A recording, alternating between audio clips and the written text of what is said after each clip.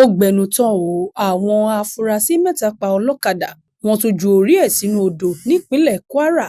Ọwọ́ ṣìkún iléeṣẹ́ ọlọ́pàá ìpínlẹ̀ Kwara ti tẹ àwọn afurasí mẹ́ta kan tí wọ́n fi ẹ̀sùn kàn wípé wọ́n ṣekú pa ẹnìkan, ìyẹn arákùnrin kan tí wọ́n ń pè ní Rafiu Akànnú, ẹni ọdún 23. Lẹ́yìn tí wọ́n ṣekú pa á tán, wọ́n tún gé orí ẹ̀. Lọ́jọ́rú ọjọ́ 6 oṣù kọkànlá ọdún 2024 níléeṣẹ́ ọlọ́pàá ìpínlẹ̀ Kwara ṣàfihàn àwọn afurasí mẹ́tẹ̀ẹ̀ta náà. Orúkọ àwọn afurasí náà, gẹ́gẹ́ bí iléeṣẹ́ ọlọ́pàá ṣe sọ, ní Peter Samuel, Jeremiah àti Ozinda àti Sunday Agbenke.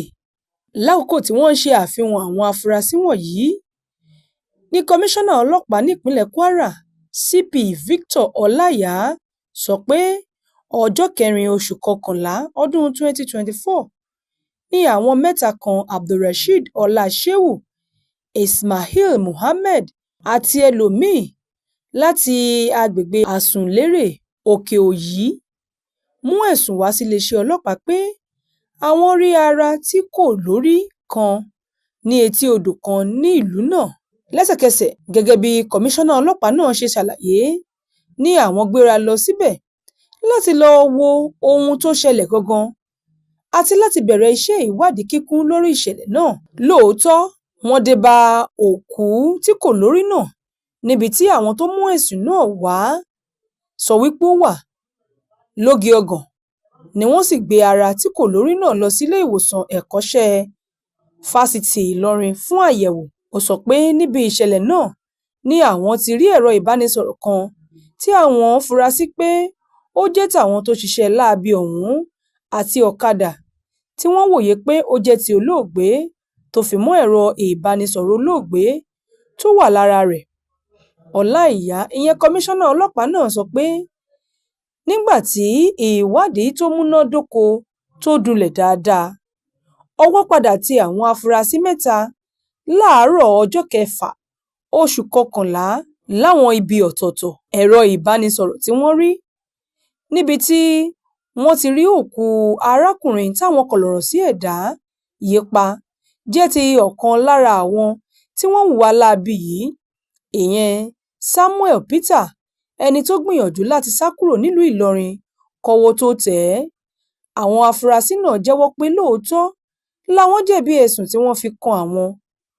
Ó ní àwọn afurasí náà ní inú odò ní àwọn ju orí tí wọ́n gé náà sí, wípé iṣẹ́ ìwádìí ti ń lọ lọ́wọ́ láti lè rí orí náà. Bákan náà ni kọmíṣánná ọlọ́pàá náà sọ pé lẹ́yìn ìwádìí wọn yóò fojú ba ilé-ẹjọ́. Bó tilẹ̀ jẹ́ pé ṣáájú ni wọ́n ti mú ẹnìkan tó jẹ́ àgbẹ̀ tí aráàlú mú gẹ́gẹ́ bí afurasí. Ṣáájú ni àwọn aráàlú ti kọ́kọ́ nawọ́ gan èèyàn kan tí wọ́n fura sí pé òun ló ṣiṣẹ́ láabi yìí lásìkò tí àwọn ará ìlú ń lé ẹni náà tí wọ́n sì ń fẹ́ fìyà jẹ, ló sáré wọ àgọ́ ọlọ́pàá tó wà ní Òkè Òyí láti sá àsálà fún ẹ̀mí ara rẹ̀. Èyí fa ọ̀pọ̀lọpọ̀ awuyé nítorí báwọn kan ṣe ń fẹ̀sùn kàn án pé òun gan ló hùwà láabi yìí, bẹ́ẹ̀ ni wọ́n tún fẹ̀sùn kan àwọn ọlọ́pàá pé wọ́n ń dáàbò bo àwọn afurasí, wọ́n tún ṣe agbódegbà fún wọn.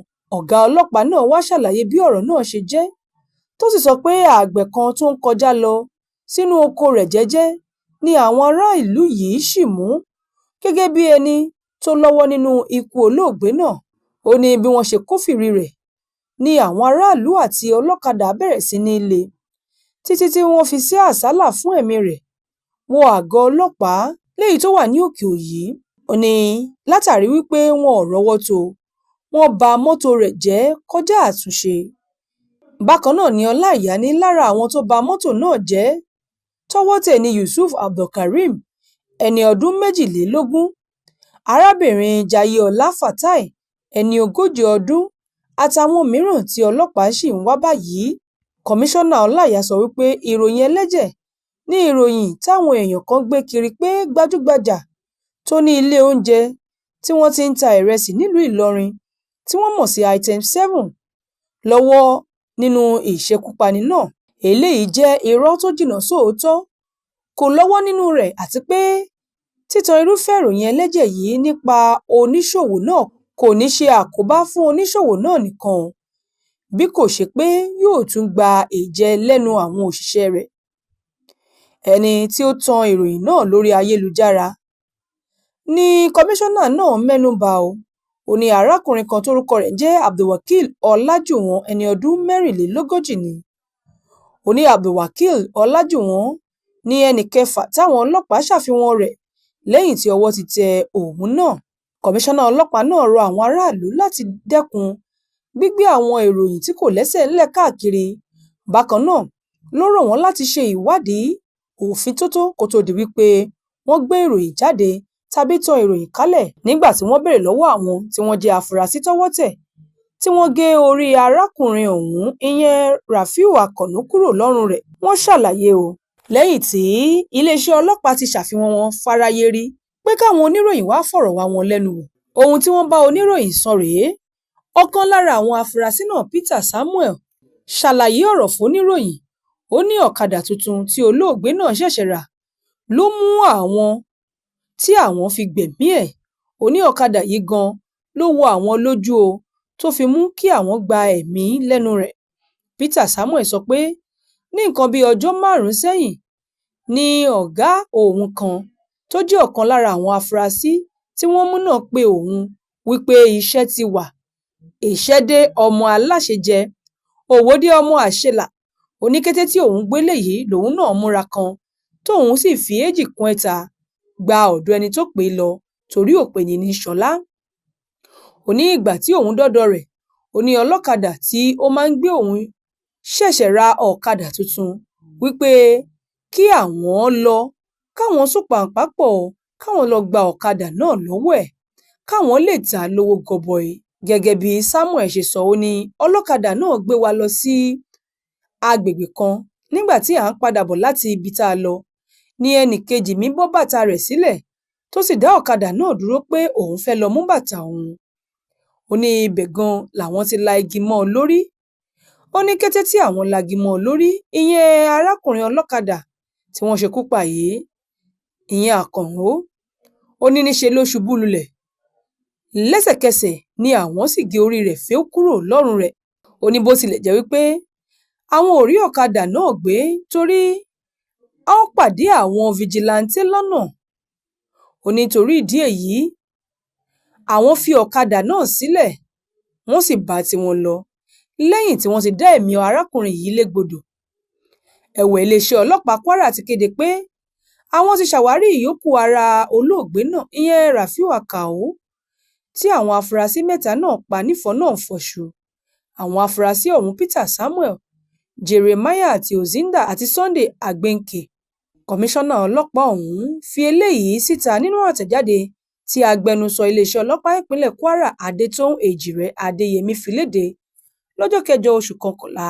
Agbẹnusọ ọlọ́pàá ṣàlàyé pé àwọn mẹ́tẹ̀ẹ̀ta ni wọ́n ti jẹ́wọ́ pé àwọn ṣe ẹ̀ṣẹ̀ náà pẹ̀lú èrò láti gba ọ̀kadà tí olóògbé náà tó fi ń ṣe oúnjẹ òòjọ́ rẹ̀. Àtẹ̀jáde náà wá wípé lẹ́yìn tí wọ́n tọ́ Rafiu Akànnú lọ sí ojú ọlọ́mọ òtó mọ́ ni wọ́n lagi bò ó lórí tó sì ṣubú lulẹ̀ látorí ọ̀kadà rẹ̀.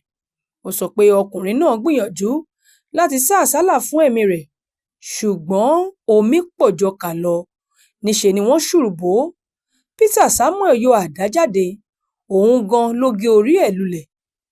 Lẹ́yìn náà ni Jeremiah àti Ozinda gbé orí náà àti àdá tí wọ́n fi ṣe iṣẹ́ láabi jù sínú odò tí wọ́n sì gbé ọ̀kadà rẹ̀ lọ. Ariwo ìgbé oró tí Àkànnú pa òun ló ta sí etí ìgbọ́ àwọn ẹ̀ṣọ́ fìjìláńtẹ́ tó wà lágbègbè náà, ló ta sí wọn létí tí wọ́n fi gbá tẹ̀lé wọn. Àwọn afurasí náà wá sá wọnú igbó lọ ṣùgbọ́n ẹ̀rọ ìbánisọ̀rọ̀ Peter Samuel jábọ́ níbi tí wọ́n ti ń sáré kìràkìtà láti bọ́ lọ́wọ́ àwọn fìjìláńtẹ́. Ibẹ̀ gan ni wọ́n ti ju ọ̀kadà sílẹ̀ tí wọ́n sì júbà ehoro. Ẹ̀rọ ìbánisọ̀rọ̀ Peter Samuel yìí ló ṣe atọ́nà bí ọwọ́ ṣe tẹ̀ wọ́n.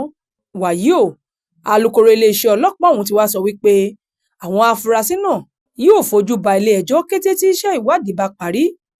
Bákan náà ó fi kún un pé ọ̀gá àgbà ọlọ́pàá ìpínlẹ̀ náà ti ṣèlérí ààbò tó péye fún ẹ̀mí àti dúkìá aráàlú. Ó sì tún tẹnpẹlẹ mọ́ fífi òfin de ọ̀kadà àti kẹ̀kẹ́ márúwá láti aago 9 alẹ́ títí di aago 6 òwúrọ̀. Ó ní ẹnikẹ́ni tọ́wọ́ bá tẹ̀ pé ó tasẹ̀ àgẹ̀rẹ̀ sófin yìí yóò fi mú kàtà òfin. Gbogbo ìgbìyànjú àwọn ọlọ́pàá láti rí wípé ìwà ọ̀daràn ó dohun àfìsẹ́yìn tegun fiṣọ láti wá gbòdẹ́kun tí bí wọ́n ṣe ń dẹ́mi àwọn èèyàn légbodò ni ó ń lọ o. Bó sì ti ń lọ lọ́wọ́ tí wọ́n ń gbìyànjú, bẹ́ẹ̀ ni ọ̀pọ̀ àwọn tí wọ́n jẹ́ ọ̀daràn ní ojú wọn tún ń wọ̀nde. Gbogbo àwọn tí wọ́n jẹ́ aráàlú àti àwọn èèyàn ti wá bẹ̀rẹ̀ sí máa ké gbàǹjarè o wípé ìdájọ́ òdodo gbọ́dọ̀ wáyé lórí ikú ọ̀dọ́mọkùnrin ẹni ọdún 23 tí àwọn oníṣẹ́ ibi oníṣẹ́ ikú apanilẹ́kúnjayé ọ̀hún rán lọ sọ́run ọ̀sángangan nítorí ohun tó fara ṣiṣẹ́ fún gangan tó jẹ́ tiẹ̀. A ti ṣerú eléyìí sí nílẹ̀ Nàìjíríà. Ẹ láǹfààní láti fi èrò àti ojú ìwòye yín ṣọwọ́ lórí ìròyìn yìí sójú òpó iléeṣẹ́ wa. Olúwarẹ̀mílẹ́kún Elégbèdé ló ṣe àkójọpọ̀ ìròyìn yìí fún ìkànnì Yorùbá Gidi TV. Èwe ń jẹ́, èbò ń jẹ́, ìṣẹ̀ṣe ń bẹ síbẹ̀ gidigidi. Ìwé ń jẹ́, egbò ń jẹ́. Àwọn tọ́lọ́run fi ránṣẹ́ wá síbẹ̀. Lóòótọ́ wí bẹ́ẹ̀ jẹ́ bẹ́ẹ̀ tọ́lọ́run ọba ni. Ẹ wá wá àwọn tọ́lọ́run fi àṣírí ewé àtegbò lé lọ́wọ́. OEA herbs and shrub spices ni wọ́n ń jẹ́. Ilé-iṣẹ́ tó fi ìlànà ìgbàlódé ṣàgbékalẹ̀ ògùn ìbílẹ̀ tí yóò dùn lò fún gbogbo èèyàn láti ṣètọ́jú onírúurú àìsàn àtàrùn tí ń bá ní ìjà lágọ̀ọ́ ara. Ọ̀gọ̀rọ̀ èèyàn tó ń sunkún dọ́dọ̀ wọn ló ń rẹ́rìn ayọ̀ dúpẹ́ báyìí o. OEA herbs and shrub spices ni yóò fi wí àtegbò ṣètọ́jú àìsàn jẹjẹrẹ tá a mọ̀ sí cancer, ìtọ̀ ṣúgà, diabetes, hepatitis, àìsàn ẹ̀jẹ̀ ríru tá a mọ̀ sí hypertension, àìsàn rọpárọsẹ̀ tí ń dáni gúnlẹ̀ tá a mọ̀ sí stroke. Obìnrin tí ń sunkún lórí àìrọ́mọbí lójú ẹnu ọ̀rọ̀ rẹ̀ ti dayọ̀ tó bá ti délé iṣẹ́ wa. Ọmọkùnrin tátọ̀ rẹ̀ ti lẹ̀ tí ò lè dọmọ. Ìwọ ọlọ́mọkùnrin tó lè tàtẹ̀kọlẹ̀ múnú olólùfẹ́ rẹ̀ dùn. OEA herbs and shrub spices olú ilé iṣẹ́ wa wà ní Ìjẹ̀bú-Òde ìpínlẹ̀ Ògùn, látúwà káàkiri àwọn orílẹ̀-èdè míì lágbàáyé. Ẹ máa pe 091504969. OEA herbs and shrub spices. Ọlọ́run ló ń fún wa ṣe. Yorùbá Gidi TV. Yorùbá Gidi TV òun ni kẹ́ ẹ máa wò nígbà gbogbo. Ẹ fojú yín ló ń jẹ níbi tẹ́ ẹ ti lè kọ́gbọ́n, níbi tẹ́ ẹ ti lè rí àwọn àṣà Yorùbá tó yanjú. Yorùbá Gidi TV òun ló mú ètò rere wálé ayé, níbi tẹ́ ẹ gbé fẹ́ kọ́gbọ́n, níbi tẹ́ ẹ gbé fẹ́ kọrin. Yorùbá Gidi TV òun ló ń pè yín kẹ́ ẹ máa wò nígbà gbogbo. Yorùbá Gidi TV. Ibi tá a ti ń fún yín láwọn nǹkan tẹ́ ẹ fẹ́, àwọn nǹkan tó ṣàǹfààní tó yẹ kẹ́ ẹ máa wò nígbà gbogbo, nígbàkigbà. Ìbẹ̀lẹ̀ wà yìí máa subscribe sí, subscribe tẹ subscribe sí. Yorùbá Gidi TV.